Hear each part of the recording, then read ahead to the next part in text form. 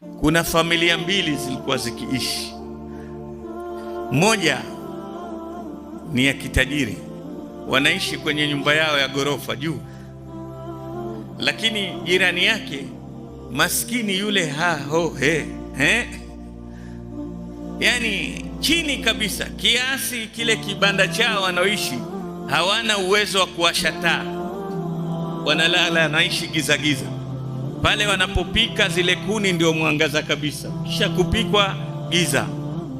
Sasa pakija siku za mwezi, ile mbala mwezi, Lailatul Badri, inapokuwa katika Lailatul Badri, ile full moon, hii familia maskini ina enjoy sana. Inapokuja time hiyo wana enjoy sana starehe hizo, kwa sababu wanakaa nje ya nyumba na wao wakaona nini, mwangaza ule, wanapiga story wakicheka, furaha. Sasa siku moja yule bwana amesimama dirishani, asikia kicheko kweli, akiangalia ni wale watu kwenye kile kibanda, asema hivi hawa wana nafasi ya kucheka? Tumeelewana? Kwa sababu yeye na neema zake hapo nyumbani na mkewe, lakini title ya nyumba hiyo jina lake asema hatucheki na mtu hakuna kucheka hapo, hatucheki na mtu. Sasa ashangaa, sisi na neema zote hizi hakuna furaha kama ya hawa kwani wana nini? Akachungulia kuangalia kinachowachekesha nini, basi wapiga story tu zao.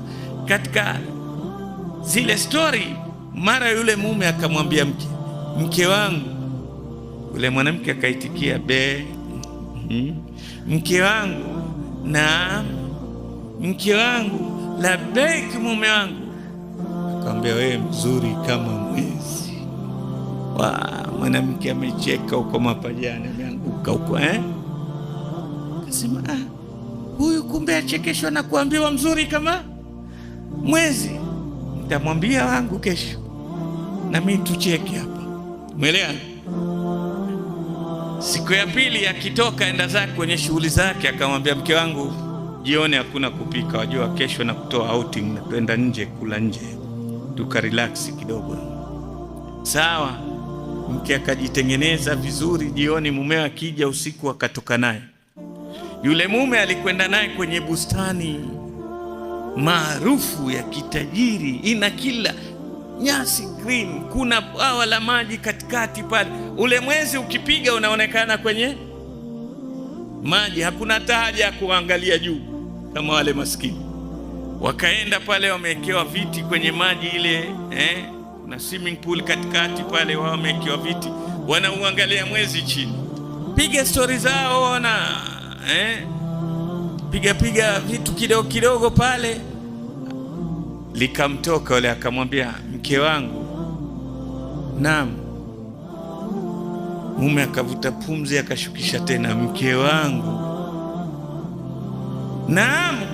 Bado umekuwa duko, usikii? Akaipiga tatu, bismillah, kama itapita naye. Mke wangu, akamwambia sitaki.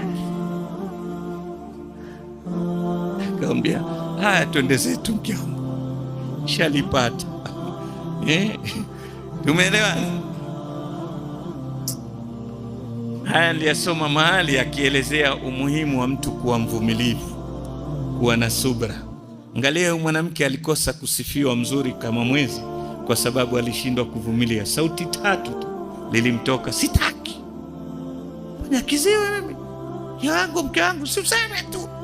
Ambaye aseme kitu wenzetu. Umeelewana?